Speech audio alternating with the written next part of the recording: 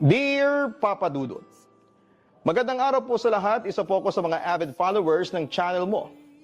Favorite ko ang mga horror story na binabasa mo, kaya naisipan kong mag-share din sa inyo ng sarili kong kwento. Tawagin niyo na lamang po ako sa pangalan na Shivani. Half Indian po ako. Ang nanay ko po ay isang Filipina habang ang tatay ko naman ay isang Indian. Ang ikukwento ko ay nangyari matagal ng panahon ng nakakalipas at nangyari ito sa unang bahay na aming tinirhan. Dalawa lang kaming magkapatid at parehas kaming babae. Ako pala ang panganay. Isang businessman ang tatay ko, Papa Dudut. Masasabi ko na maginhawa naman ang aming buhay dahil talagang masipag ang papa ko. Si mama naman ay housewife at siyang nag-aasikaso at nag-aalaga sa amin ang kapatid ko. Madalas akong mabuli noon sa school dahil sa kulay ng aking balat na naman ako sa aking papa. Dahil nga sa isang Indian ang tatay ko ay kung ano-ano pa ang tinatawag nila sa akin. Pero lahat ng pambubuli sa akin ay hindi ko pinapansin. Isa pa ay maswerte rin ako noon na meron akong mga kaibigan na handa akong ipagtanggol palagi sa mga bullies. Nung elementary ako ay nakikitira pa kami sa bahay ng parents ni mama. Pero nang mag-high school ako ay doon na kami nagkaroon ng sariling bahay na katas ng pagnenegosyo ni papa. Nalungkot ako nang malaman ko na aalis na kami sa bahay ng lolo at lola ko. Kasi mula pagkabata ay kasama ko na sila. Kaya lang ay wala rin naman akong magagawa. Naging masaya na lang din kasi ako finally ay magkakaroon na kami ng bahay na sarili namin.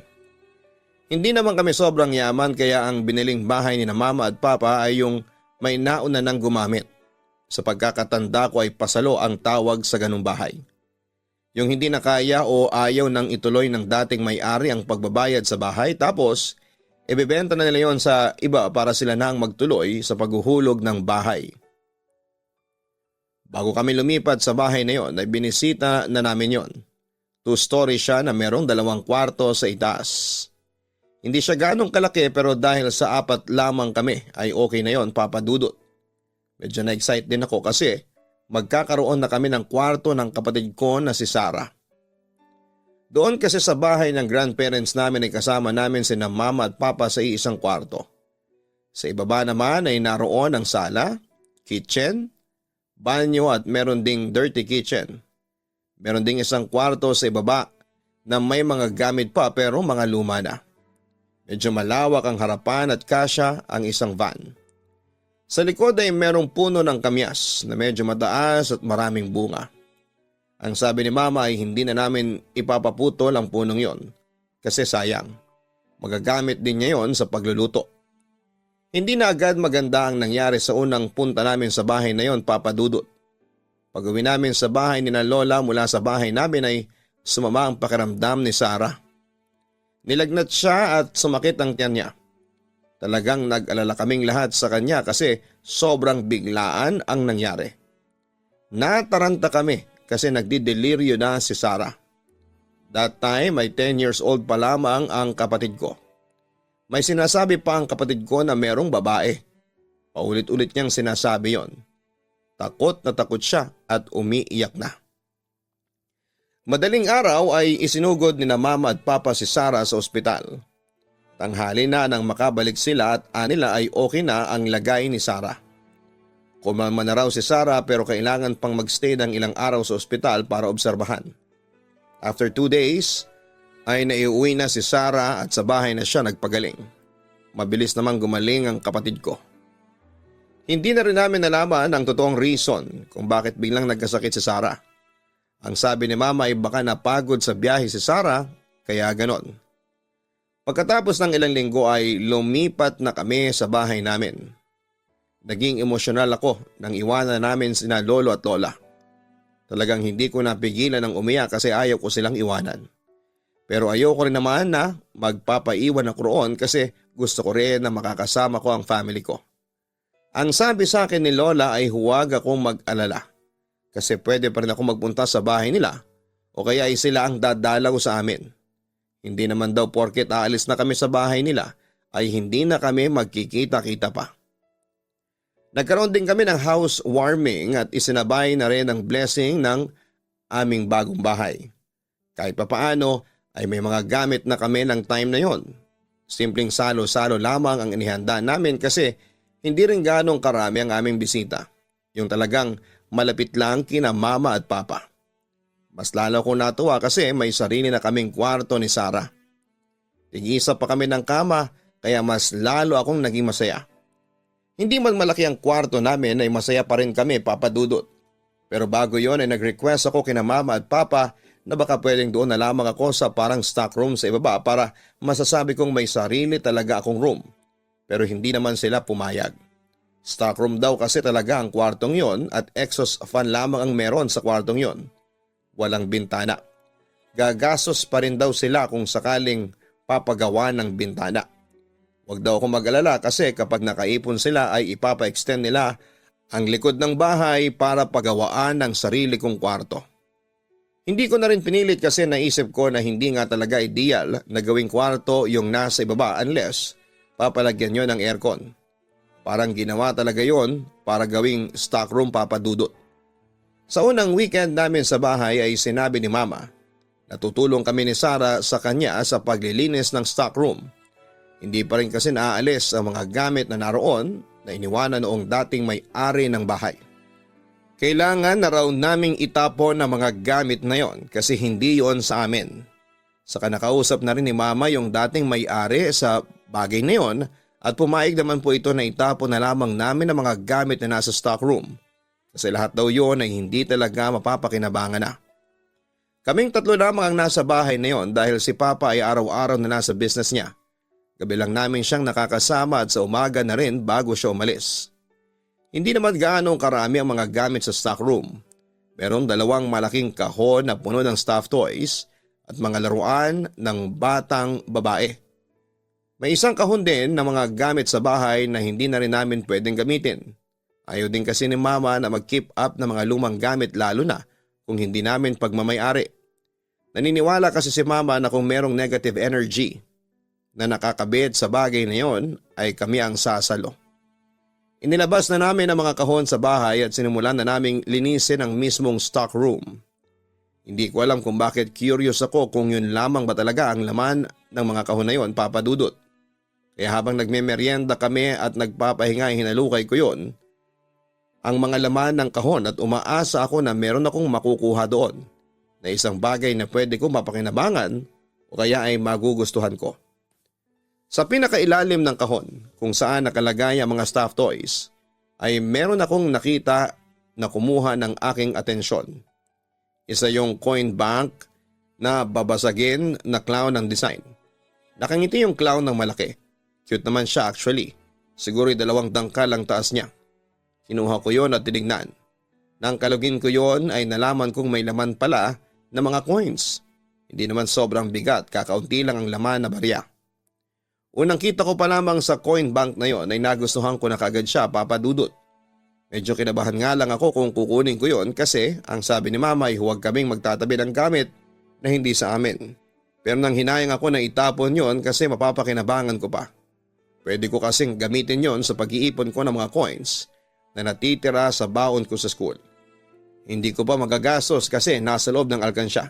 Saka parang nakakapanghinayang din na basagin ang alkansyang yon. Kasi ang cute ng design.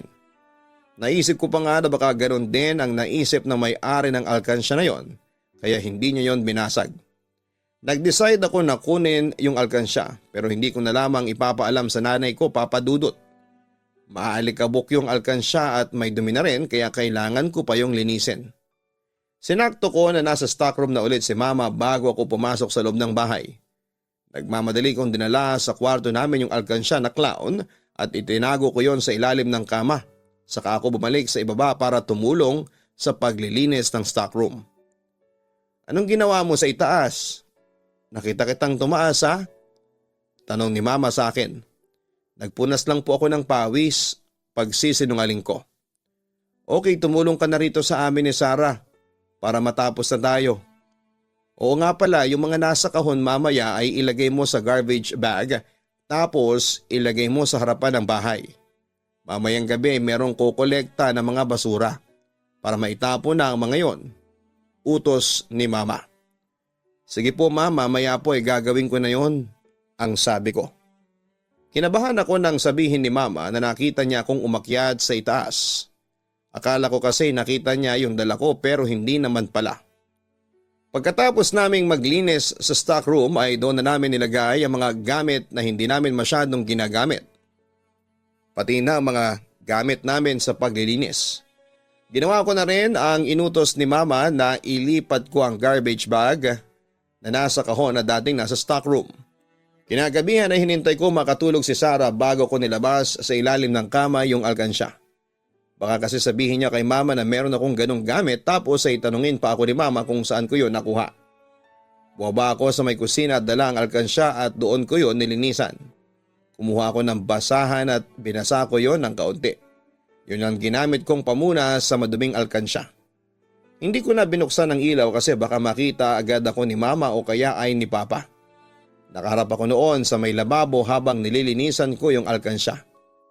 Nagulat ako nang may marinig ako naglalakad sa may likuran ko. Parang napakabilis ng hakbang niya. Tapos ay palakas ng palakas. Sa pandinig ko ay palapit siya sa akin kaya napalingon ako. Dahil sa madilim ay wala akong masyadong nakikita. Nawala na rin yung tunog ng naglalakad. Kinakabahan ako ng sandaling yon. Napilitan tuloy akong buksan ang ilaw para makasigurado ako na wala talagang ibang tao doon. Wala naman akong ibang nakita, Papa Dudut. Pero hindi pa rin naalis ang kaba ko kasi sino yung narinig ko na naglalakad ng mabilis kung walang tao sa ibaba kundi ako lang. Bumalik na ako sa pagpupunas ng alkansya at binilisan ko na. Panay na ang lingon ko sa likod ko dahil feeling ko ay may kung sinong nakatayo doon. Medyo natatakot na rin kasi ako. Baka kasi biglang may buwaba at mahuli pa ako. Nagtagumpay naman ako sa paglilinis ng alkansya at nakabalik na ako sa kwarto namin ni Sarah. Ibinalot ko sa damit ko yung alkansya at saka ko siya itinago sa cabinet kung saan ay nakalagay ang mga damit ko. Talagang isiniksik ko yon sa pinakasulok para walang makakita, Papa Dudut. Simula noon ay nag-start na akong mag-ipon ng barya sa alkansya na yon. Talagang nagtitipid ako ng baon ko sa school para pag-uwi ko sa hapon ay meron akong maiuhulog na barya. Ang plano ko ay mapuno ko yon pero hindi ko pa alam kung babasagin ko ba yung alkansya once na mapuno ko na siya, Papa Dudut. Talagang nangihinayang kasi ako kung babasagin ko yon kasi alam kong mahihirapan na ako na makahanap ng ganong ka-cute na design ng isang alkansya. Hindi ko rin sinabi kay mama o sa kahit na sinong kasama ko sa bahay ang tungkol sa alkansya kasi alam nila na wala akong gamit, lalo na si mama. Matanong siya at baka madulas pa ako na kinuha ko yon sa mga gamit dati na nasa stock room. Normal naman ang naging buhay namin noon, Papa Dudut. Sa mga unang linggo namin, nakalimutan ko na rin yung nangyari na feeling ko ay may naglalakad habang nililinisan ko yung alkansya. Nawala na talaga yon sa utak ko, Papa Dudut. Hanggang isang araw ay nangyari na ang pinakakinakatakutan ko. Pauwi na ako noon sa bahay at galing ako sa school. Excited akong umuwi kasi medyo mas marami akong dalang barya. Pagpasok ko sa kwarto namin ay naabutan ko si Sarah na nasa sahig at hawak yung alkansya. Kinakalog pa niya yon at huling-huli ko na pilit niyang kinukuhanan ng barya. Hoy, akin yan. Anong ginagawa mo? Sa gulat ko ay naisigaw ko yon. Nagulat si Sarah nang makita niya ako. Tatakbo sana siya palabas ng kwarto, dala yung alkansya pero naharangan ko siya. Pasaway din kasi talaga si Sarah at ang ugali niya noong bata pa siya ay ganon. Kapag may gusto siya ay gusto niya talaga. Spoiled kasi siya kina mama at papa dahil sa siya ang bunso.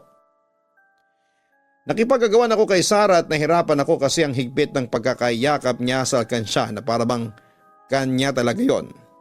Natakot din ako ng time na yon na baka sa pag-aagawan namin ng kapatid ko ay bumagsak yung alkansya tapos ay mabasag.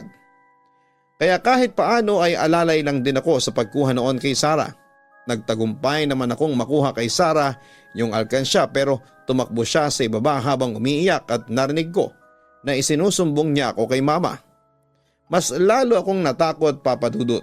Alam ko na malalaman na ni mama ang tungkol doon sa alkansya. Inis na inis ako noon kay Sarah kasi masyado siyang pakialamera kaya nakita niya yung tinatago kong alkansya sa aking damitan. Kinakabahan na ako, Papa Dudut. Maya-maya nga ay dumating na si Mama sa kwarto at kasama niya si Sarah na umiiyak pa rin. Nilagay ko sa ilalim ng una ng alkansya kasi naisip ko na itanggi yun kay Mama kapag hinanap niya sa akin. Doon na ako pinagalitan ni Mama at aniya bakit ko raw pinapaiyak ang kapatid ko. Sinabi ni Sarah na meron daw akong laruan na ayaw kong ipahiram sa kanya. Anong laruan ang sinasabi ni Sarah, Shivani? Dalagita ka na. Ay naglalaroan ka pa? Tanong ni Mama sa akin. Sinungaling po yan si Sarah, wala po akong laruan. Pagtatanggi ko. Meron yung clown na kumakalog, ang sabi pa ni Sarah. Anong clown na kumakalog, Shivani? Ano yun? Tanong pa ni Mama. Dahil alam kong wala na akong lusot ng oras na yon ay sinabi ko na kay Mama na hindi laruan ang sinasabi ni Sarah na laruan kundi isang alkansya. Ipinakita ko na sa nanay ko yung clown na alkansya. Nagpaliwanag ako na hindi yon pwedeng kunin ni Sarah sa akin kasi doon ko iniipon ang pera ko. At saan ka naman kumuha ng ganyang alkansya? Alam ko lahat ng gamit mo, wala kang ganyan dati. Turan pa ni Mama. Sa kaklase ko po, binenta niya kasi. Ako na po ang bumili kasi nagandahan ako. Saka kailangan din po ng pambaon ng kaklase ko. Kaya tinulungan ko siya. Ang sabi ko. Hindi ko talaga inalis ang mata ko kay Mama para hindi niya mahalata na hindi ako nagsasabi ng totoo. Mabuti na lamang at naniwala si Mama sa akin. Kinausap niya si Sarah at pinaliwanagan niya ito na hindi laruan yung clown na alkansya. Inutupan ni Mama na kapag nagpunta siya sa bayan ay ibibili niya si Sarah ng laruan na clown na kamukha ng alkansya ko. Pero nag-inarte pa rin si Sarah at gusto rin daw niya ng ipunan ng pera kagaya ng sa akin. Sige, ibibili rin kita ng alkansya. Basta huwag mo nang pakikialamanan yung kay ate mo ha? Ang sabi ni Mama kay Sarah. Mabutit na gawang utuin ni Mama si Sarah at nangako na siyang hindi na niya paglalaroan ng alkansya ko. Basta dapat ay meron din siyang ganon, Papa Dudut. Natuwa ako kasi nawala na ang problema ko sa pagtatago ko ng alkansya dahil sa nalaman na yon ni Mama at naniwala siya sa pagsisinungaling ko. Alam ko kasi na ipapatapon niya ang alkansya sa akin kapag nalaman niya na isa yon sa mga gamit na nasa stockroom. Hindi ko na rin yon kailangan na itago pero nakalagay pa rin yon sa damitan ko. Pero hindi na doon sa pinakasulok para mas madali ko siyang makukuha at mahuhulugan ng barya. Nasa 1 buwan na kami sa aming bahay at going smooth naman ang lahat. Hindi na rin pinakialamanan ni Sarah yung alkansya ko kasi binilhan na siya ni Mama ng sarili niyang alkansya na isang piggy bank. Nagustuhan naman yun ni Sarah kaya siguro wala na siyang reason para pakialamanan ang alkansya na clown. Isang araw ay nagkaroon kami ng project sa school na kailangang gawin ng 2 tao. Agad kong inaya ang kaibigan ko na si Anya na kami na ang maging partner at pumayag naman siya kaagad. Friday noon na nagkasundo kami na gawin yon, ng Saturday para sa Monday ay makapagpasa agad kami. Meron kasing additional points kapag maagang nagpasa ng project. Ang sabi ko ay baka pwedeng doon kami sa bahay nila gumawa pero tumanggi siya kasi maingay daw sa kanila dahil marami siyang batang kapatid. Hindi raw kami makakapag-concentrate sa paggawa ng project. Kaya ako na ang nag-offer na doon na lamang kami sa bahay namin. Pag-uwi ko ay nagpaalam na agad kay Mama na pupunta sa bahay namin bukas si Anya dahil may gagawin kaming project. Hindi naman mahirap kausap si Mama kapag sa ganong bagay kaya nag-go agad siya, Papa Dudut. The next day after lunch ay nagpunta na sa bahay namin si Anya. Doon na kami sa kwarto namin ni Sarah gumawa ng project para walang storbo. Sinabihan ni Mama si Sarah na huwag muna itong magpupunta sa kwarto dahil meron kaming ginagawa ng kaklase ko. Sumunod naman si Sarah at para malibang siya ay nagsalang si Mama ng palabas na cartoons sa aming DVD player. Minsan kasi kahit pagsabihan si Sarah ay nagiging makulit siya, Papa Dudut. Nagawa naman naming tapusin ni Anya ang project namin pero ginabi na siya. May napansin lang ako kay Anya habang gumagawa kami ng project.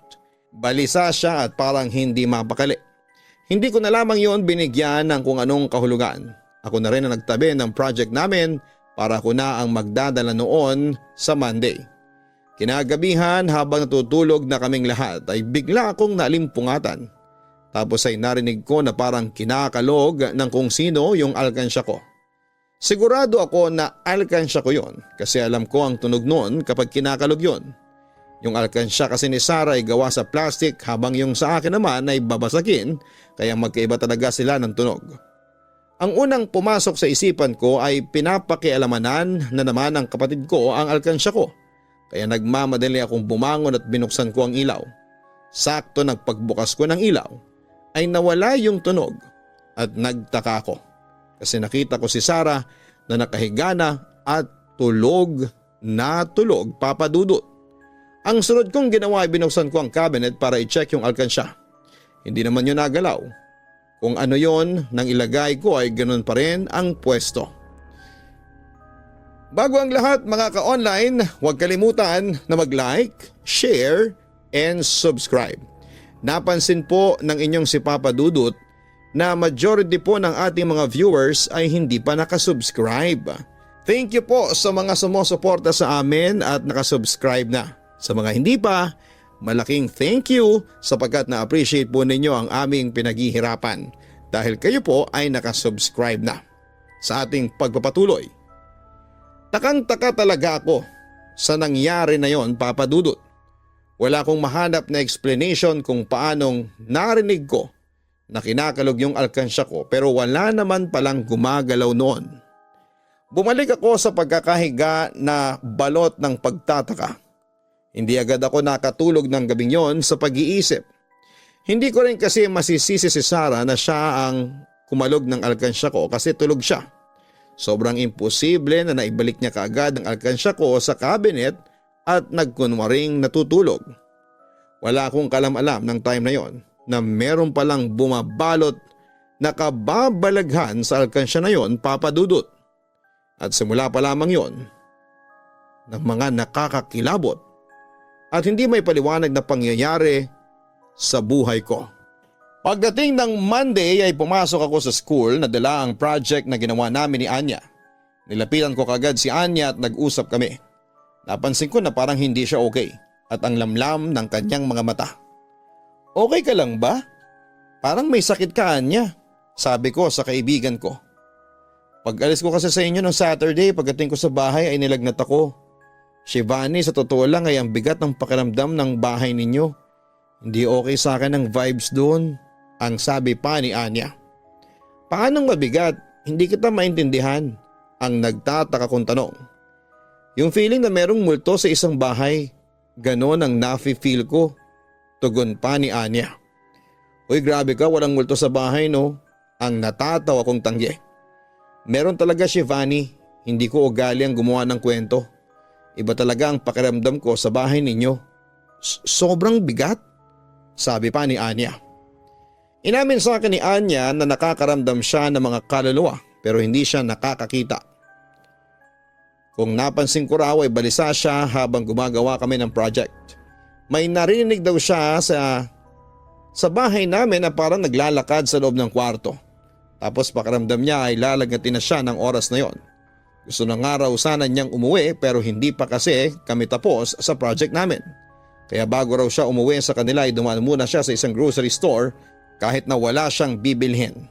Baka raw kasi sumama o sumunod sa kanya sa bahay nila yung kaluluwa na nasa bahay namin. Parang kapag nagpunta raw sa isang patay, pagpagdaw ang tawag sa ganon. Medyo naniwala naman ako sa sinabi ni Anya at nabanggit ko rin sa kanya yung nangyari sa akin na habang naglilinis ako ng alkansya ko ay may mabilis na naglakad palapit sa akin tapos ay biglang nawala. Pati yung pagtunog ng alkansya ko habang natutulog ako ay ikinuwento ko rin kay Anya. Hindi ba tama ang kutob ko?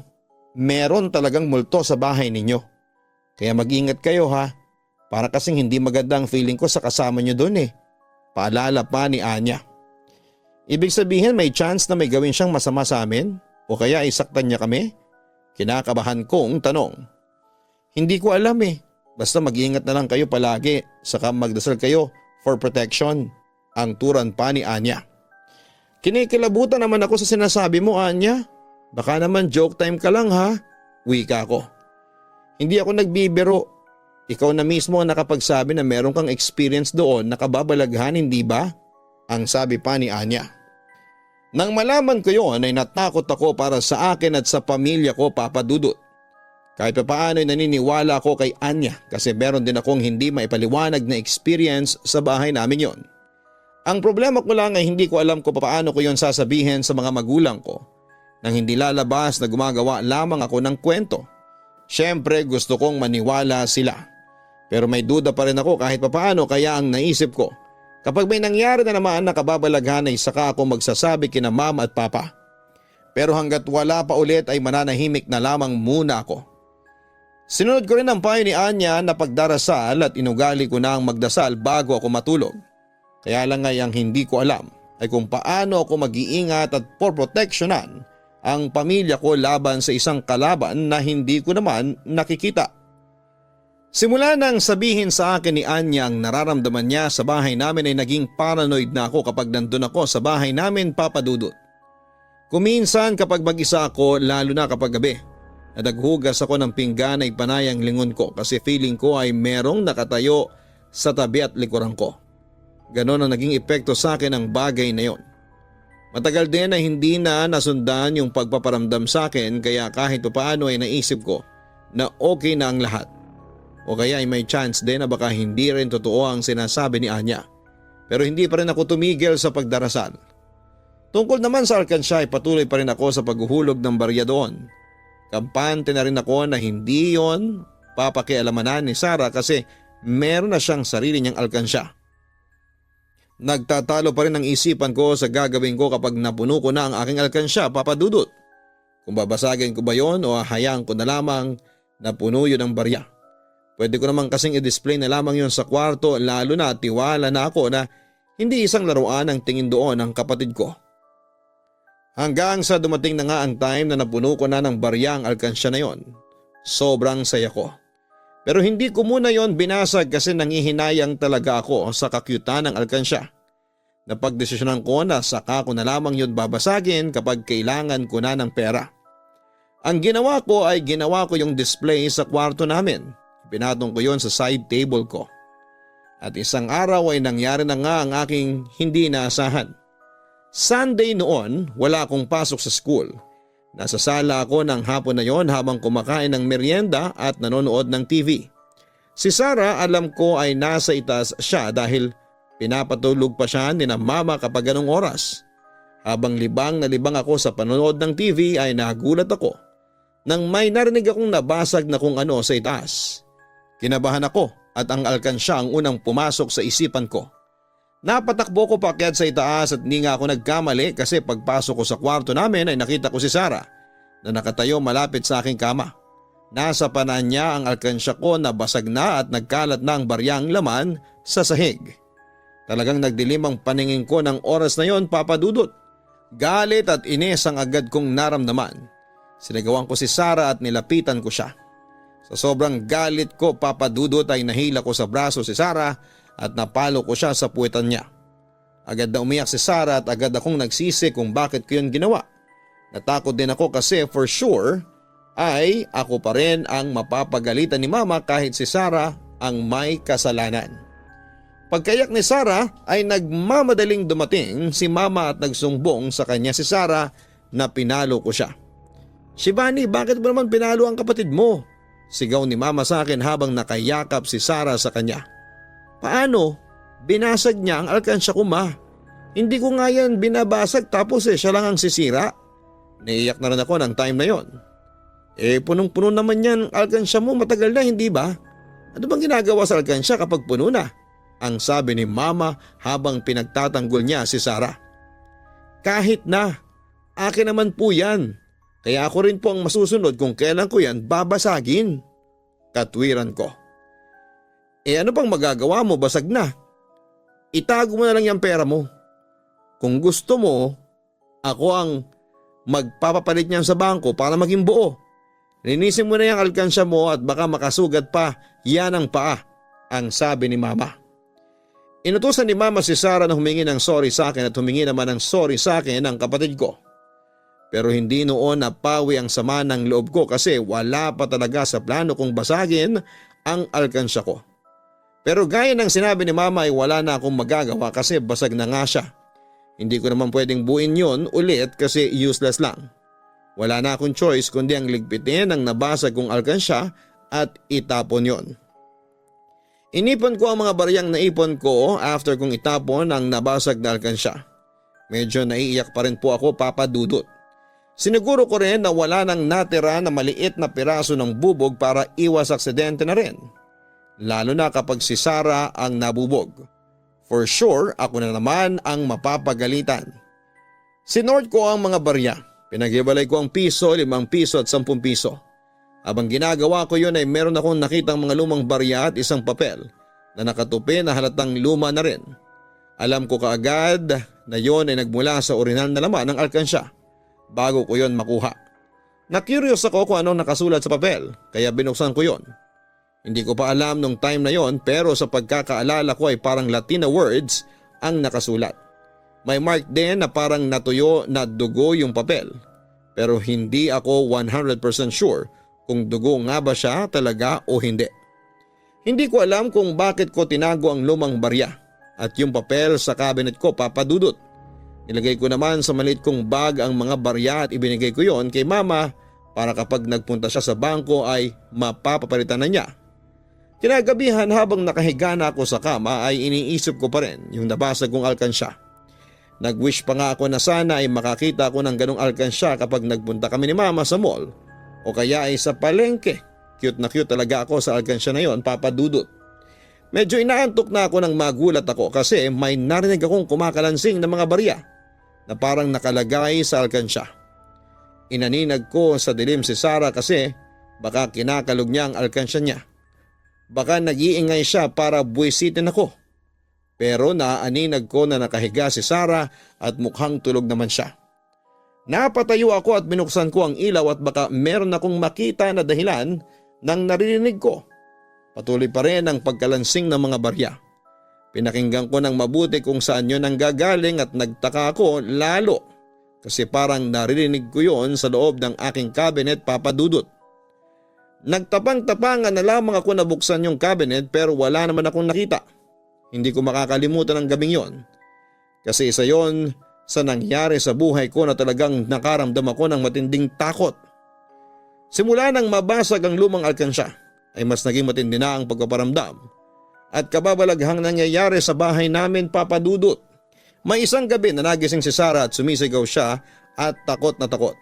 Sinasabi niya na meron siyang nakikitang babae na nakatayo sa isang sulok ng kwarto at nakatingin daw ito sa kanya at galit na galit. Napagalitan pa nga ako ni Mama ng gabing yon dahil ang akala niya ay ako ang babaeng nakita ni Sarah at tinatakot ko lamang ang kapatid ko. Ano namang ginawa mo sa kapatid mo, Shivani? Bakit tinatakot mo? Alam mong matatakotin yan. Hindi mo pa rin ba nakakalimutan yung nabasag mong alkansya at gumaganti ka sa kanya? Galit na tanong ni Mama sa akin. Hindi ko pa tinatakot si Sarah, nakahiga po ako at tulog na. Nagising nga ako sa pagsigaw niya eh. Baka nag-iinarte lang po yan o kaya nananaginip. Paliwanag ko. Buti na namang at hindi nagsinungaling si Sarah at sinabi niya kay Mama na hindi ako ang babaeng nakita niya. Ang naisip ni Mama ay baka nga tama ako na nananaginip lamang ang kapatid ko. Pero ng oras na yon ay ibang nasa isipan ko, Papa Dudut. Nagkaroon ako ng hinala na yon ang sinasabi ni Anya na nararamdaman niya nang magpunta siya sa bahay namin. Baka nga tama si Anya na merong multo sa aming bahay. Pero nagdalawang isip akong sabihin yon kay Mama kasi baka kung ano pa ang isipin niya sa akin. Hanggang sa naulit ang nangyaring yon kay Sarah, Papa Dudut. Dalawang magkasunod na gabi na bigla siyang magigising at sisigaw na merong babae sa aming kwarto. Kinabukasan pa nga ay nilagnat na naman ang kapatid ko at nagdidelirio na naman siya kaya nadala naman siya sa ospital. Mas naging malala ang lagnat ni Sarah sa pagkakataon na yon kaya mas naging matagal ang pagstay niya sa ospital. Sumakto pa na weekend kaya nag-request sa akin si Mama na baka pwedeng ako muna ang magbantay kay Anya kasi ilang araw na siyang nandun at wala siyang pahinga. Sinabi niya sa akin ang mga dapat kong gawin at pumayag na rin po ako kasi naaawa na ako sa nanay ko, Papa Dudut. Gabi ako nagbantay kay Sarah sa ospital. Sina Mama at Papa lamang ang nasa bahay noon. Sinabihan ako ng isang doktor na bukas ay pwede nang makalabas si Sarah at sabihin ko raw yon sa nanay ko. Hindi ko alam kung bakit habang nandun ako sa ospital ay kinakabahan ako. Yung pakiramdam na parang may masamang mangyayari. Pagsapit ng umaga bandang 9:00 ay dumating na si Mama sa ospital. At sinabi ko sa kanya na pwede na palang makalabas si Sarah sa ospital. Tapos sa bahay na lamang magpagaling at iinom ng gamot. May napansin ako kay Mama. Parang kulang siya sa tulog at mukhang pagod na pagod. Nakapagtataka kasi alam ko na magpapahinga siya sa bahay pero parang mas lalo siyang nagmukhang pagod. Kaya tinanong ko siya kung okay lang ba siya at doon na siya nagkwento na nangyari noong nakarang gabi na talagang nagpataas ng balahibo ko. Ayon kay Mama ay may nangyaring nakakatakot sa bahay namin. Nauna na raw na umakyat si Papa sa kwarto nila dahil may mga kailangan pa siyang gawin. Nang pakyat na raw siya sa hagdanan ay may narinig siyang naglalakad ng mabilis sa itaas. Pero hindi niya yon binigyan ng pansin kasi ang iniisip niya ay si Papa yon. Pero pag akyat niya raw sa itaas ay natakot siya nang may nakita siyang babaeng sobrang puti ng mukha na nakasuot ng itim na bistina. Hawak daw nito yung alkansya ko na nabasag. Yakap-yakap daw ng babae. Pagkakita raw ni Mama sa babae ay bigla itong tumakbo ng mabilis papasok sa kwarto namin ni Sarah. Nalaman niya na hindi tao ang babaeng yon kasi tumagos daw sa pinto ng kwarto naming magkapatid. Sa nalaman kong yon kay Mama ay naisip ko na baka merong connect ang lumang alkansya na nakuha ko sa stock room dahil sa yung babaeng nakita ni Mama ay hawak daw ang alkansya. Inamin ko na kay Mama na may kinuha akong gamit doon sa stock room na pagmamay-ari ng dating nakatira at yun nga ay yung alkansya. Sinabi ko rin na tinabi ko yung laman ng alkansya na mga barya at yung papel na may nakasulat na Latin. Inasahan ko nang papagalitan ako ni Mama, aniya ay sobrang tigas ng ulo ko. Kaya raw siguro may nakikitang babae si Saray dahil eto ang bumasag doon sa alkansya. Pagka-uwi namin sa bahay ay itinapon namin kagad ang mga barya at papel na nasa alkansya. Umasa kami na sa ginawa namin yon ay mawawala na rin sa bahay ang babaeng yon, Papa Dudut. At simula noon ay hindi na siya nagpakita sa kahit na sino sa amin. Hindi na rin nagigising si Sarah sa gabi dahil meron siyang nakikitang babae sa kwarto. Pero minsan ay nararamdaman pa rin namin siya, Papa Dudut. Alam namin na nandun pa rin siya sa bahay namin at until now ay wala kaming ideya kung sino siya at ano nga ba ang nangyari sa kanya noong siya ay nabubuhay pa. Lubos na gumagalang, Shivani. Kung hindi sa atin ang isang bagay at gamit, lalo na kung hindi natin alam ang history nito, ay mas makakabuti na huwag na lamang natin po itong kunin o angkinin. Sadyang maraming bagay at pangyayari sa ating mundo ang mahirap na bigyan ng paliwanag. Maari kasi na merong dalang panganib ang bagay na ito at maganda na maging maingat na lamang tayo. Maaring gustong-gusto mo ang bagay na yon pero tandaan natin na mas marami pang bagay na mas maganda ang totoong nakalaan para sa atin. Hanggang sa muli, ako po ang inyong si Papa Dudut. Huwag kalimutan na mag-like, share, and subscribe. Magandang gabi po sa inyong lahat. Dear Papa Dudut.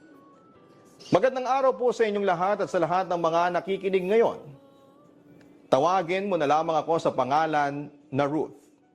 Ako po ay 38 years old na sa ngayon at merong 2 anak. Masasabi ko na ang ikakwento ko ay nakakatakot dahil kahit sino siguro ang makaka-experience ng nangyari sa pamilya ko ay matatakot. Ang aking asawa na itatago ko sa pangalan na Arthur ay nagtatrabaho bilang isang warehouse team leader. Sapat naman ang sahod niya sa pangangailangan naming lahat. At may nasisave din kami kahit na papaano. Talagang plinano namin na 2 lamang ang aming anak. Parehas kasi kaming galing sa malaki at mahirap na pamilya. Kaya noong magkasintahan pa lamang kami ay sinabi namin na 2 lamang ang magiging anak namin kasi baka hindi na namin mabigyan ng sapat na atensyon ang aming magiging anak kapag sobrang dami na nila. Yun naman po ang opinyon lamang naming mag-asawa at hindi kami tutol sa mga mag-asawa na gusto ng malaking pamilya. Wala kaming pagsisisi ni Arthur sa desisyon namin yon. Bago rin kami nagpakasal ay talagang siniguro namin na meron na kaming sariling bahay. Kumuha kami ng bahay sa pamamagitan ng pag-loan sa bangko. At ang kinuha namin, Papa Dudut, ay isang bungalow style na bahay na merong 3 kwarto at medyo malaki ang lote, Papa Dudut. Hindi pa man kasi nauuso ang plantita ay mahilig na akong magtanim ng mga halaman. Pinili talaga namin ang may bahay na may lugar ang hobby ko sa pagtatanim, Papa Dudut. Natuwa ako kasi sinusuportahan ako ni Arthur, ang gusto ko na yon at ganong klase ng bahay ang kinuha niya. Sa bahay na yon nagsimula ang panibagong chapter sa buhay namin ni Arthur. Pagkatapos naming may kasal ay doon na kami nanirahan. Paunti-unti ay nakakabili kami ng mga gamit hanggang sa nabuntis na ako sa una naming anak na si Arky. Hindi muna namin sinundan si Arky at noong 8 years old na siya, namin sinundan. Si Angel naman ang aming naging bunso. Nung bago pa lamang kami sa subdivision na yon ay kakaunti pa lamang ang nakatira sa street namin. Kaya habang nagkakaroon ng mga tawang bawat bahay doon, ay nakikilala agad namin. Halos lahat ng may-ari ng bahay sa street na yon ay kakilala ko at ang iba ay naging kaibigan ko na rin. Tahimik din sa lugar namin noon, Papa Dudut. Walang masyadong gulo na nangyayari kaya hindi nakapagsisisi na yon ang lugar na pinili namin ng asawa ko para bumuo ng pamilya. Sa ganoong lugar ko kasi gustong lumaki ang mga anak namin. Nang may panganak ko na si Angel ay ang sumunod na plano namin ni Arthur ay ang magkaroon kami ng sariling sasakyan. Medyo malayo kasi ang school ni Arky mula sa bahay namin. Total ay sabay lang sila ni Arthur. Nang pagpasok ay pwedeng ihatid muna ni Arthur si Arky sa school bago siya magpunta sa kanyang trabaho. Natupad naman namin yon at nakapag-loan si Arthur ng sasakyan sa bangko. Para makatulong ako sa pagpasok ng pera sa aming pamilya, ay naisipan kong pagbigyan pa ng pansin ang aking mga halaman at ipagbenta ang mga yon. Ginamit ko rin ang talent ko sa pagluluto ng mga ulam at nagpapa-order din ako ng mga ulam na lutong bahay sa mga nakatira sa aming subdivision. Malit man ang kita sa ganoon, at least ay meron pa rin kita. Ang maliit naman kapag naipon ay malaki din, Papa Dudut. Kahit papaano ay nakatulong naman ang ginagawa ko na yon sa mga gastusin namin sa bahay. Kailangan rin kasi naming magtipid lalo na at may sasakyan at bahay kaming binabayaran kada buwan bukod pa sa mga bills, pagkain at pag-aaral ni Arky. Gaya ng sinabi ko ay tahimik ang buhay namin sa subdivision na yon. Nasira lamang ang katahimikan na yon nang may bagong mag-asawa na lumipat sa bahay na katabi namin, Papa Dudut. Noong tumira kami sa bahay na yon ay talagang house for rent na ang bahay na nasa aming kaliwa. Gaya rin yon ang design ng aming bahay pero mas maliit lang ang kanilang lot area. Kaya paiba-iba ang tumitira doon. Halos 1 taon lamang ang itinagal ng mga nangungupahan doon tapos ay napapalitan na naman ng bago. May chismis kasi na meron daw pinatay na mag-ina sa bahay na yon. Nung hindi pa kami nakatira roon ay pinasok daw ng masasamang loob. Pinagnakawan, pinagsamantalahan at pagkatapos ay pinatay. Siguro daw kaya walang nagtatagal ay dahil patuloy na nagmumulto ang mag-ina sa bahay na yon. Wala naman akong naririnig na kwento mula sa ilang tumira sa house for rent na yon na meron silang nakakatakot na experience sa bahay na yon, Papa Dudut. May ilan lang din naman akong naging kaklose sa mga tumira doon at kapag tinatanong ko sila kung meron bang nagpaparamdam o nagpapakita ay wala ang nagiging sagot nila sa akin. Kaya ang naisip ko ay baka wala naman talagang multo roon o kaya ay wala naman talagang pinatay sa bahay na yon, Papa Dudut. Bago dumating ang sinasabi kong mag-asawa na siyang naging dahilan ng pagkasira ng tahimik naming buhay, ay mag-anak ang nakatira sa house for rent na yon. Meron din silang 2 anak pero mga teenager na. Medyo nakakausap ko sila at isa rin sila sa suki ko sa mga niluluto kong ulam. Kaya medyo nalungkot ako nang malaman kong umalis na pala sila. Ilang buwan din na nabakante ang paupahang bahay na yon. Dati kasi wala pang isang buwan ay meron na kaagad na pumapalit na bagong uupa doon. Aba, ang tagal na yatang walang nakatira sa kapitbahay mo ano? Sabi sa akin ni Elena na isa sa mga kaibigan ko sa street namin, Papa Dudut. Magkatapat lamang ang bahay namin. Kaya nga hindi na yon papaupahan? Turan ko. Aba malay ko, ako ba ang may-ari ng bahay na yon? Biro pa ni Elena. Siyempre nasanay ako na mabilis na nagkakaroon ng tumitira sa bahay na yon pero ngayon ay magtatatlong buwan na at wala pa. Wika ko. Mali mo naman may inaayos lang din sa bahay. Nung isang linggo kasi ay may mga lalaki nagpupunta dyan. Mukhang mga electrician. May dalang hagdan at kung ano-anong gamit. Ang sabi pa ni Elena. Porket may hagdan, electrician na kaagad. Pero sana kung sakali na may bagong titira sa bahay na yon ay yung mabait at tahimik. Mahirap kapag maingay ang kapitbahay ko ngayon lalo na at meron akong baby na palaging tulog. Sambit ko naman. Hindi ko namalayan ang paglipas ng mga araw at isang umaga. Paglabas ko ng bahay para magdilig ng mga halaman ko ay nakita ko na merong isang van na nakahinto sa harapan ng bahay na pinapaupahan. May isang babae at lalaki na nagtutulong na magbaba ng mga gamit mula sa van.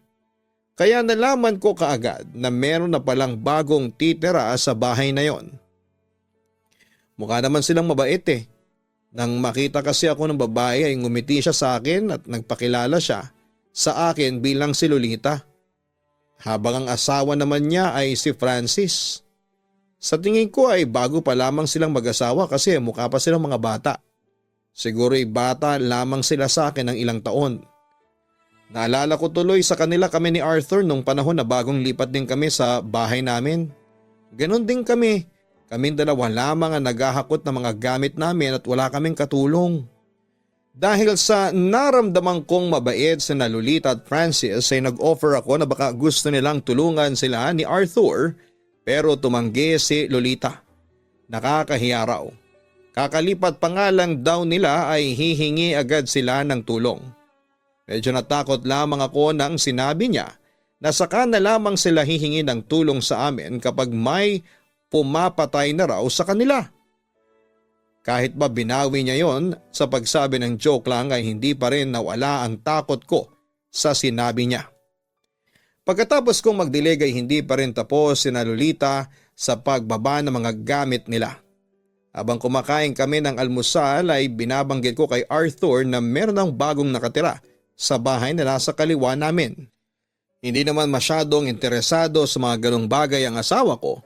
Kaya ang nasabi lang niya ay sana raw ay mabait at hindi magdala ng gulo sa lugar namin.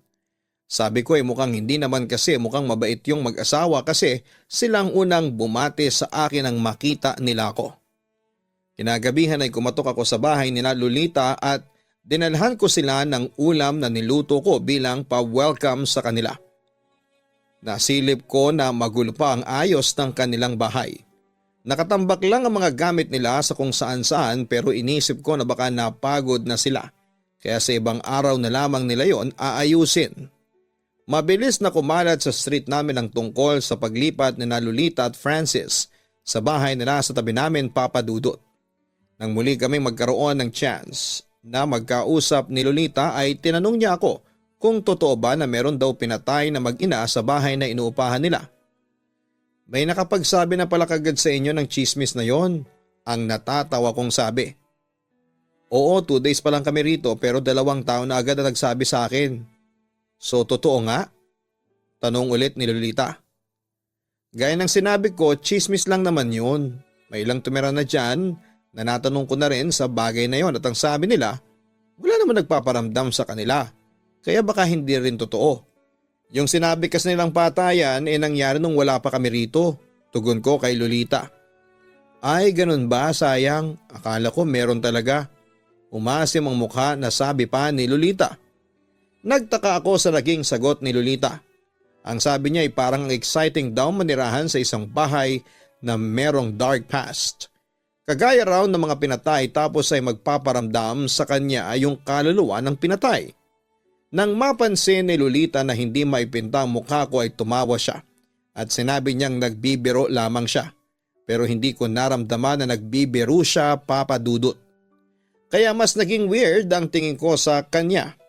Pero dahil sa kapitbahay ko siya at bago sila sa lugar na yon ay kailangan ko siyang pakisamahan. Kailangan ay maramdaman niyang welcome sila ng asawa niya sa lugar na yon, lalo na sa street namin. Isang gabi habang kumakain na kami ay narinig ko ang boses ni Lolita na tumatawag sa akin. Nilabas ko siya. Yun pala ay meron siyang dalang ulam para sa amin. Nakalagay yon sa plastic container na hindi naman gaanong kalaki. Kalderetang baka raw yon at specialty ni Francis. Na-realize niya raw kasi na hindi pa nila kami nabibigyan ng niluluto nila. Parang ganti niya yon sa pagbibigay ko sa kanila ng ulam noong first night nila sa bahay nila. Ipinagbalaki pa ni Lolita sa akin ang pagkain na yon. Marami raw alam na lutuin ng asawa niya at sa mga susunod na araw ay ipapatikim nila sa amin ng aking pamilya para mapatunayan niya na masarap talagang magluto si Francis. Nagpasalamat ako kay Lolita at ang sabi ko ay ibabalik ko na lamang ang lagayan niya ng pagkain mamaya o kaya ay bukas ng umaga. Umalis na siya pagkatapos naming mag-usap. Excited pa akong dinala at sinabi sa pamilya ko na binigyan kami ni Lolita ng ulam na kalderetang baka. Kumuha na ako ng bowl at nang buksan ko ang plastic container ay naamoy ko kagad na parang panis na yung pagkain. Inamoy ko pa yon ng malapitan at doon ko na siguradong panis na nga yung kaldereta. Nakita ko rin na medyo iba na ang kulay ng karne na para bang sobrang tagal na noon. Hindi ko alam ang iisipin ko nang malamang kong panis na ang kalderetang ibinigay ni Lolita sa amin. Sinadya niya ba yon o hindi niya lang ba napansin na hindi na yon pwedeng kainin? Kung sinadya man niya yon ay wala akong nakikitang reason para gawin yon ni Lolita. Sa ilang araw simula nang lumipat sila sa bahay na yon ay wala akong natatandaan na ipinakita ko sa kanilang masama. Nagtaka na si Arthur kung bakit hindi ko pa iserve ang kaldereta. Sinabi ko na panis na yon at mukhang hindi napansin ni Lolita ang ibinigay niyang panis na kaldereta. Ganon ang sinabi ko para naman hindi na mag-isip ng kung ano-ano ang asawa ko. Ang ginawa ko ay nilagay ko sa plastic yung kaldereta at itinapon ko na sa basurahan namin na nasa likuran. Baka kasi kung sa basurahan sa harapan ng bahay ko itapon at makita pa ni Lolita, iisipin ko rin naman ang mararamdaman niya, Papa Dudut. Ugali ko na sa gabi na buwabangon ako sa pagtulog para gumamit ng banyo. Paglabas ko ng banyo ay may narinig akong kumakaluskos sa may likod ng aming bahay. Binuksan ko ang back door at may nakita akong pusa na kinakalkal ang aming basurahan. Kinakain niya yung kalderetang itinapon ko. May ilang basura na rin na nagkalat kaya itinaboy ko yung pusa. Inayos ko muna yon at nilagyan ko ng bato ang takip ng basurahan para hindi na yon mabuksan ng pusa bago ako bumalik sa pagtulog. Kinabukasan pagkatapos naming mag-almusal, ay naalala ko yung plastic container na pinaglagyan ng ulam ni Lolita. Kinuha ko yon at nagpunta ako sa bahay ni Lolita para ibalik yon. Wala palang gate ang bahay nila kaya diretso katok na ako. Si Lolita ang nagbukas sa akin ng pintuan at binalik ko na sa kanya yung lalagyan ng pagkain. Kumusta? Ano masasabi niyo sa kaldereta ni Francis? Tanong ni Lolita tapos ay ngumiti siya ng malaki. Masarap siya, malasa. Nagustuhan din ng asawa ko pag sisinungaling ko.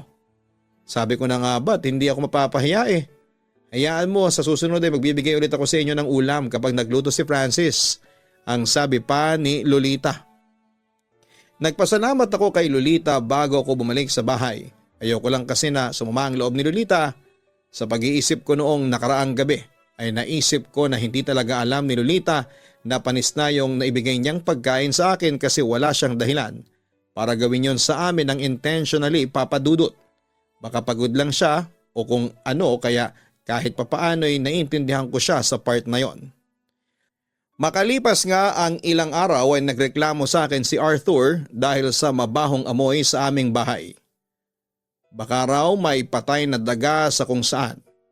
Hindi kasi maganda yon lalo na at meron kaming baby. Halos ilang oras kaming naghanap sa bahay ng patay na daga pero wala kaming nakita. Hanggang sa tumakbo si RK sa akin palapit at sabi niya ay meron daw patay na pusa sa likod ng aming bahay. Totoo nga ang sinabi ni RK dahil meron doong patay na pusa na nagsisimula ng mabulok. Bigla akong kinilabutan nang malamang ko na yon ang pusang nakita kong nangangalkal ng basura namin at kinain yung kaldereta na ibinigay ni Lolita. Sinabi ko yon kay Arthur at aniya ay baka nalaso ng pusa kasi panis na yung pagkain na yon. Agad naming nilibing ang pusa at nilaliman namin ng hukay para hindi na siya mangamoy at magkaroon din siya ng maayos na libingan. Kumusta na pala yung bago ninyong kapitbahay? Nakikita ko kayo na nag-uusap ng babae ah. Sabi sa akin ni Elena nang magkausap kami isang umaga sa bahay. Okay naman sila, mukhang mabait, sagot ko. Anong trabaho ng mag-asawa na yon? Para kasing hindi ko sila nakikitang umaalis. O sisa pa ni Elena. Hindi ko pa naitatanong eh. Umaalis sila palaging magkasama. Hindi mo lang siguro natsyempohan. Baka merong business o kung ano. Turan ko. Sa totoo lang Papa Dudut ay curious din ako kung ano nga ba ang trabaho nila Lolita at Francis. Nahiya kasi ako magtanong at baka isipin nila na chismosa ako. Kung malalaman ko man yon, dapat ay sila ang kusang magsabi sa akin. Habang tumatagal sina Lolita sa bahay na inuupahan niya ay mas marami akong napapansin sa kanila na kakaiba. May isang beses na nakita ko na may 5 lalaki na kumatok sa bahay nila. At pinagbuksan yon ni Lolita. Isang beses sa isang linggo ay dumadalaw ang mga lalaking yon sa bahay ni na Lolita at palaging gabi silang nagpupunta. Nung una akala ko ay bisita lamang nila pero nagkaroon na ako ng pagtataka nang maging every week na ay nagpupunta ang mga lalaking yon Papa Dudut. Kung minsan pa nga ay naririnig ko silang kumakanta ng sabay-sabay at hindi ko maintindihan ang salita na ginagamit nila sa kanta nila. Medyo nakakakilabot din yung paraan nila ng pagkanta. May isang beses pa nga na nakita ako ni Lolita nang papasukin niya ang mga lalaki sa bahay nila. Ngumiti siya sa akin at kumaway. Yung ngiti niya, ang creepy. Hindi normal na ngiti. Parang merong ibig sabihin. Kinabukasan habang nagdidilig ako ng mga halaman ay nilapitan ako ni Lolita. Nakita mo pala ang mga bisita ko kagabi, sabi niya. Oo, mga kamag-anak ninyo? Tanong ko. Hindi, mga kaibigan namin yun ni Francis. Once a week ay nagkakaroon kami ng prayer meeting dito sa bahay. Tuwing Friday ng gabi. Baka gusto mong sumali sa amin, anyaya pa ni Lolita. Sige, subukan ko sa susunod na Biyernes kapag wala akong ginagawa, wika ko. Aasahan ko yan ha. Huwag kang mag-alala, marami kang marirealize kapag sumali ka sa amin, Ruth. Ako rin ang bahala sa iyo, ang sabi ni Lolita bago siya bumalik sa bahay nila. Hindi ko alam pero may kakaiba akong naramdaman sa huling sinabi ni Lolita, Papa Dudut. Para bang may kasamang babalang mga sinasabi niya. Lalo na yung sinabi niya na siyang bahala sa akin. Ayaw ko na sanang tanggapin ang invitation ni Lolita sa sinasabi niyang prayer meeting pero nahiya na ako. Pero baka naman masamain niya kung tatanggi ako. Isa rin kasi yon sa ugali ko na sa tingin ko ay hindi maganda. Yung takot akong tumanggi sa isang tao, ayoko na merong sumasama ang loob sa akin, Papa Dudut. Hindi na tuloy maalis sa isipan ko ang tungkol sa pag-invite ni Lolita sa akin sa prayer meeting na yon. Arthur, inaaya pala ako ni Lolita sa bahay nila sa Biyernes. Prayer meeting daw. Ewan ko, parang kinakabahan ako eh. Kung ako sanang masusunod, ayaw kong pumunta. Bukas na kasi yun. Sabi ko sa asawa ko na nang patulog na kami ng gabing yon. E di wag kang magpunta. Ikaw kasi pinairal mo na naman yung ugali mo na hindi makatanggi. Sabihin mo ay nagsisimba ka tuwing Sunday kaya hindi mo na kailangan na magpunta sa prayer meeting nila. Ang sabi pa ni Arthur. Bahala na bukas. Turan ko na lang. Biyernes na, yun ang araw ng prayer meeting ni Lolita sa bahay nila, Papa Dudut. Umaga pa lamang ay nag-iisip na ako ng idadahilan kay Lolita para hindi ako makasama sa prayer meeting nila. Iba talaga kasi ang kutob ko ng oras na yon. Hindi magandang kutob. Bandang 6:00 ng gabi tumawag na si Lolita sa labas ng aming bahay.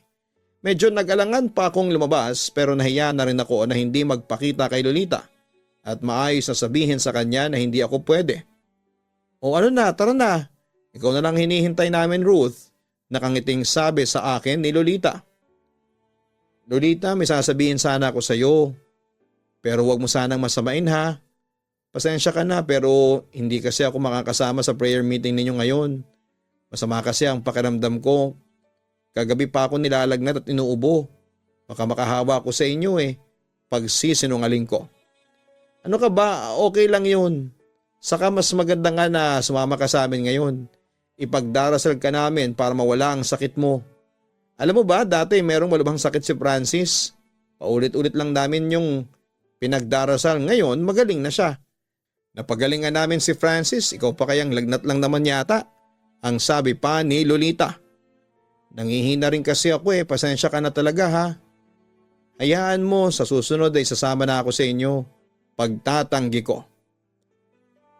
Okay, ikaw ang bahala, pero sa susunod ay sasama ka na ha. Ang sabi ni Lolita. Sige, magsisimula na kasi kami. Kailangan ko nang bumalik sa bahay. Dugtong niya at nagpaalam na siya sa akin. Nakahinga na ako ng maluwag nang umalis na si Lolita at hindi na niya ako pinilit na sumama sa prayer meeting nila.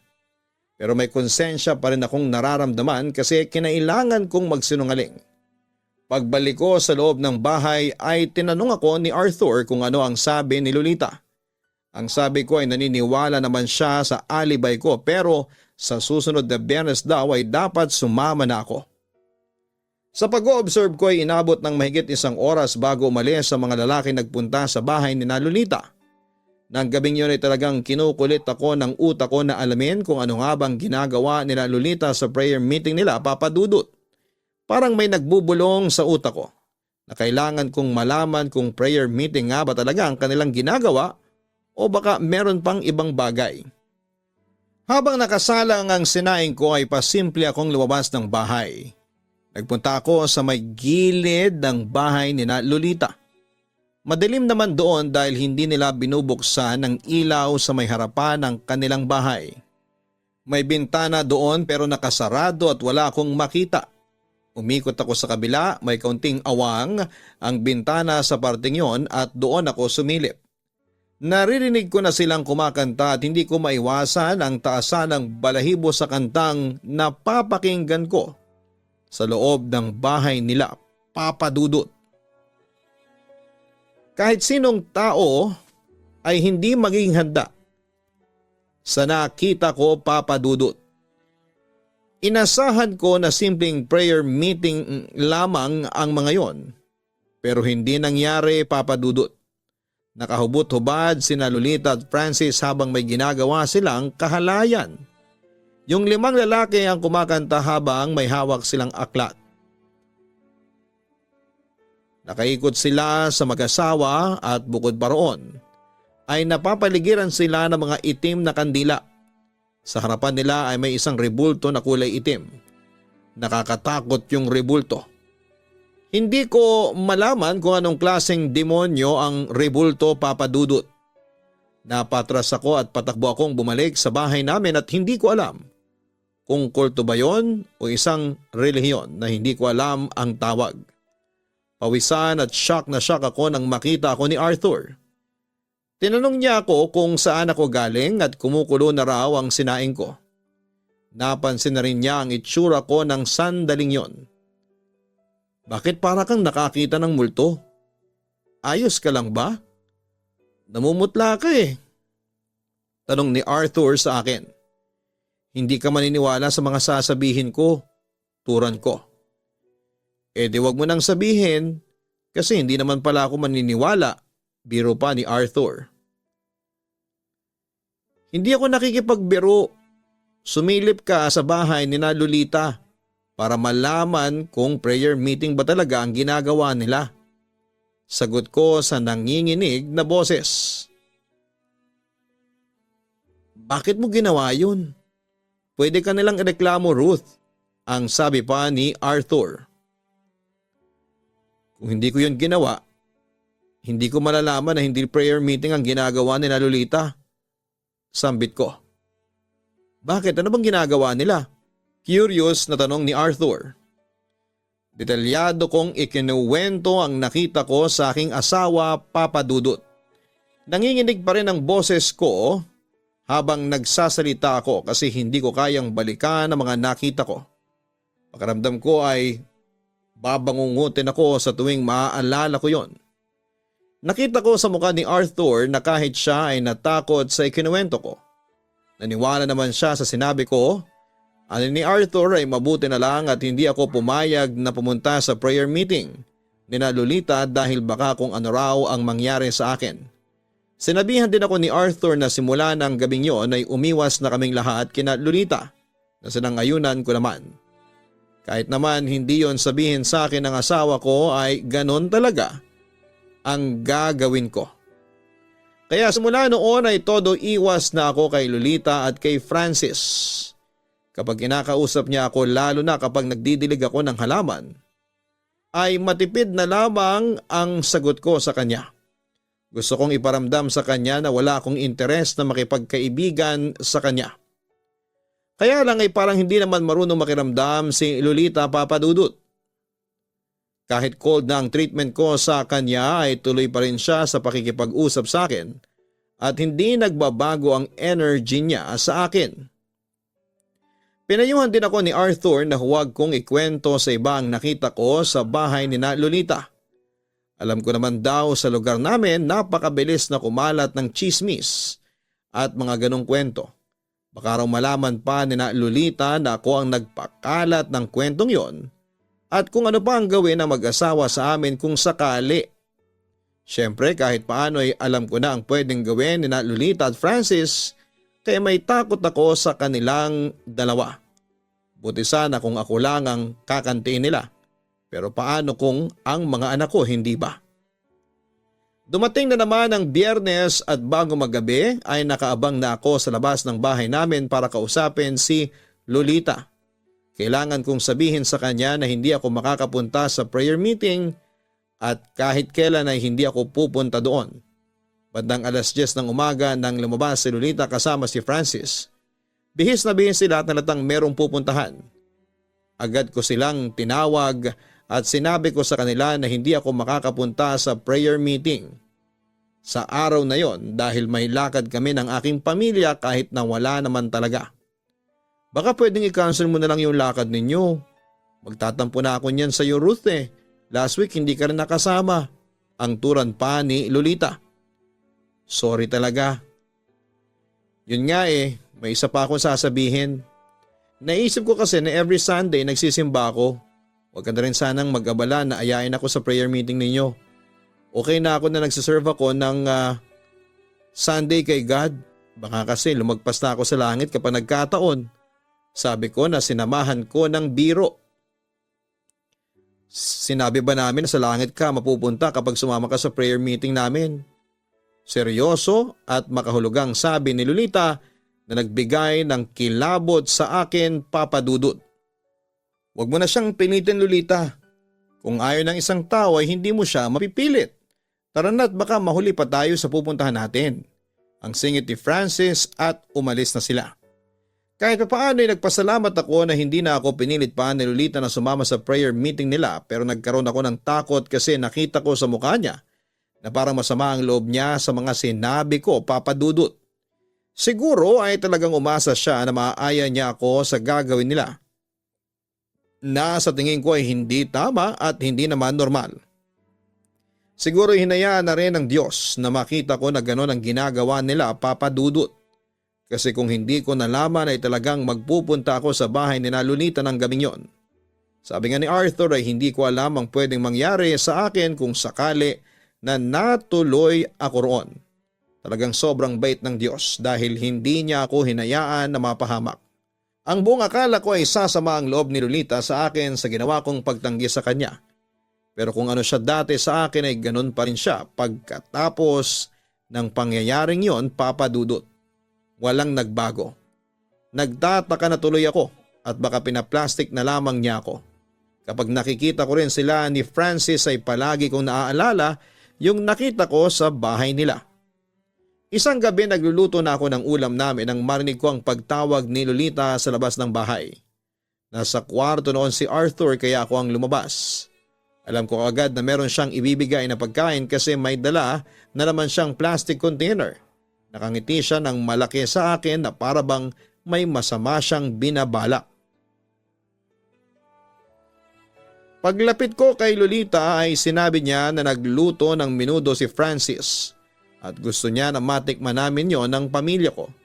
Ipinagmalaki niya na masarap yon at sigurado siya na magugustuhan naming lahat, Papa Dudut. Lolita, nagluluto na kasi ako. Ganyan din ang ulam namin eh. Kaya tatanggihan ko muna ngayon sabi ko. Kahit ang totoo ay hindi menudo ang niluto ko. Ano ba yan? Napapansin ko, palagi ka na lang tumatanggi sa akin, Ruth. Nakakasama naman ang loob. Sige na, tanggapin mo na ito. Pagkumparahin mo kung ano ang masarap na luto, ang sabi pa ni Lolita sabay ngiti. Nakonsensya ko kahit papaano kaya sa huli ay tinanggap ko na lamang ang menudo ni Lolita at nagpaalam na siya sa akin. Pagpasok ko sa bahay ay nasa sala na si Arthur. Nakaupo siya sa sofa habang nanonood ng TV. Sinabi ko sa kanya na nagbigay na naman ng ulam si Lolita. Ang sabi sa akin ni Arthur ay itapon ko na lamang yon sa lababo at baka kung ano pa ang nakalagay sa pagkain na yon. Ganon nga ang ginawa ko. Alam ko na masama ang magtapon ng pagkain pero kapag siguro galing sa kagaya ni Lolita ay gagawin din yon ng iba. Lalo na at alam ko na ang kanyang pagkatao kahit papaano. 11:00 na ng gabi yon, nasa kwarto na kami pero gising pa kami ni Arthur. Pinag-uusapan namin sina Lolita at Francis. Ang hula kasi ng asawa ko ay kasali sa isang kulto sina Lolita. Nakakatakot daw ang ganon kasi sa pagkakaalam niya ay pumapatay ng mga tao ang ibang kulto. Kaya huwag na huwag ko raw hahayaan na makalapit sina Lolita at Francis sa anak namin. Medyo tiwala naman ako na hindi yun mangyayari lalo na at tinuturuan ko si Arky na huwag sasama sa ibang tao lalo na at hindi niya kilala. Nasa gitna kami ng kwentuhan ng asawa ko nang marinig namin ang pagtawag ni Lolita sa labas ng bahay namin. Bago po tayo magpatuloy, huwag kalimutan na mag-like, share, and subscribe. Napansin po ng inyong si Papa Dudut na majority po ng mga nakikinig sa ating programa ay hindi pa nakasubscribe. Mas matutulungan niyo po kami kung kayo po ay nakasubscribe na sa ating channel. Sa ating pagpapatuloy, nagkatinginan kami kasi nagtataka kaming dalawa kung ano ang pakay ni Lolita sa amin ng ganong oras. Ang sabi ni Arthur ay hayaan ko lang at huwag kong lalabasin si Lolita. Aalis din daw yon kapag walang sumasagot dito. Patay na naman lahat ng ilaw sa bahay kaya baka isipin din ni Lolita na tulog na kaming lahat. Kaya lang ay parang walang balak sumuko si Lolita hanggang sa walang humaharap sa kanya. Kasi halos kalahating oras na ay tumatawag pa rin siya sa labas ng bahay. Sumilip ako sa bintana. Binuksan ko na lamang yon ng kaunti at patay naman ang ilaw sa kwarto kaya hindi niya ako makikita. Pero laking gulat ko nang parang naramdaman ako ni Lolita at tumingin siya sa bintana kung saan ako nakasilip. Bigla tuloy ako napatakbo palayo sa may bintana. Sinabi ko kay Arthur na mas mabuti nang lumabas na lamang kami para harapin si Lolita at alamin kung ano nga ba ang kailangan nito. Malakas kasi ang pakiramdam ko na hindi siya aalis hanggang hindi ko siya nilalabas. Nagpasama na rin ako kay Arthur para kung sakali na may masamang balak si Lolita ay may tutulong sa akin. Hindi naman siguro ako masisisi ng kahit na sino kung ganon ako mag-isip kay Lolita. Matapos nang nakita kong ginagawa nila sa bahay nila. Magkasama kami ni Arthur na humarap kay Lolita. Ang akala namin ay kung ano na. Yun pala ay kukunin niya lamang yung lagayan ng pagkain na pinaglagyan ng menudo. Naintindihan ko naman ang rason niya kung bakit ganong oras siya nagpunta dahil aniya bukas ay aalis sila ng asawa niya at baka kapag binalik ko ay wala akong maabutan na tao. Akala ko ay aalis na si Lolita pagkabigay ko sa kanya ng lagayan ng pagkain. Pero nagtanong pa siya sa akin kung kumusta ang menudo na niluto ni Francis. Kung masarap daw ba o may kailangan pang i-adjust sa lasa. Naku, sobrang sarap. Dapat nagbi-business na kayo. May talent talaga sa pagluluto si Francis. Ang sabi ko kahit na ang totoo ay hindi naman namin tinikman ang menudo na yon. Kaya nga kahit nga si Arky, yung panganay namin ang daming nakain, hindi na nga pinansin yung niluto ni Ruth na adobong baboy, ang sabi naman ni Arthur. Doon ako ng lamig sa takot, Papa Dudut. Ang sinabi ko kasi kay Lolita ay menudo din ang niluto ko ng gabing yon. Hindi ko naman yun nasabi kay Arthur kaya hindi ko rin siya masisisi. Nawala na ang ngiti ni Lolita. Akala ko ba ay menudo rin ang ulam ninyo kaya ayaw mong tanggapin ang luto ko? Kinain niyo ba talaga yung niluto ng asawa ko, Ruth? O baka tinapon niyo rin kagaya ng kaldereta? Seryosong tanong pa ni Lolita. Hindi agad kami nakapagsalita ni Arthur kasi na-corner kami ni Lolita. At wala kaming ideya kung paano niya nalaman na itinapon namin yung pagkain na una niyang ibinigay. Hanggang sa tumawa ng malakas si Lolita na ikinagulat naming mag-asawa. Aniya nagbibiro lamang siya. Alam niya raw na hindi namin yun gagawin. Umalis na rin siya pagkatapos at doon na kami nakahinga ng maayos ni Arthur. Isa talaga sa hindi ko makakalimutan na nangyari ay noong araw na nagpunta ako sa bahay ng parents ko kasama ang aking bunsong anak. Nag-request kasi ang nanay ko na bumisita kami roon kasi matagal nila kaming hindi nakikita. Bago ko umalis ay sinabihan ko si Arthur na huwag niyang kakalimutan na sunduin si Arky sa eskwelahan. Habang nasa biyahe na kami ng baby ko pa uwi sa bahay ay tumawag si Arthur sa akin at sinabi niya na nawawala si Arky. Nang sunduin niya raw ito sa school ay wala na ito. Nakausap ni Arthur ang teacher ni Arky at maaga raw ang naging oras ng uwian ni na Arky. Naawa raw ang teacher ng anak ko kasi ang tagal na nitong naghihintay ng sundo sa labas ng school kaya tumawag siya ng tricycle na maghahatid sa anak ko sa bahay. Pagdating daw ni Arthur sa bahay namin ay wala doon si Arky. Talagang natakot ako ng time na yon, Papa Dudut. Inikot namin ang buong subdivision pero wala siya. Hindi namin nakita si Arky hanggang sa naisipan ko magtanong kay Lolita kasi siya na lamang ang hindi ko natatanungan. Kumatok ako sa bahay ni Lolita at nang buksan niya ang pinto ay nakita ko kagad si Arky sa loob ng bahay ni Lolita na nanonood ng TV. Ayon kay Lolita ay nakita niya si Arky na nasa labas ng bahay namin at dahil nakalak yon ay hindi ito makapasok kaya pinapunta muna niya ang anak ko sa bahay niya. Agad akong nag-alala kay Arky kasi baka kung ano ang ginawa ni Lolita sa kanya. Sa sobrang emosyon na naramdaman ko ay nasabihan ko si Lolita na kapag naulit yon ay huwag na niyang papuntahin si Arky sa bahay niya. Naging masama ang dating noon kay Lolita at Aniya ay nagmamagandang loob lamang siya. Nagkasagutan kaming dalawa hanggang sa umawat na si Arthur sa aming dalawa. Tinanong ko si Arky kung merong ginawa si Lolita sa kanya. May aklat daw itong pinabasa sa kanya na hindi niya maintindihan ang nakalagay kasi hindi English o Tagalog ang nakasulat doon. Ilang buwan matapos ang pangyayaring yon ay umalis na sina Lolita at Francis. Wala kaming ideya kung saan sila lumipat pero magandang bagay yon kasi hindi na ako mapaparanoid. Nang umalis sina Lolita ay saka lamang kumalat sa lugar namin na sumasamba ito at ang asawa nito sa demonyo. Hindi ko alam kung paano yun nalaman ng ibang tao pero ganun nga yata kapag meron kang tinatagong hindi maganda. Pilit yung sisingaw kahit na itago mo ng mabuti. Ngayon ay mapayapa na ulit kaming naninirahan sa lugar na yon, Papa Dudut. Wala na ang takot at pangamba. Alam ko na maaaring judgmental lamang ako o nagkamali din ako pero isa lamang akong nanay na walang ibang gusto kundi ang kaligtasan ng kanyang pamilya. Kaya ganon ang naging reaksyon ko sa mga nangyari.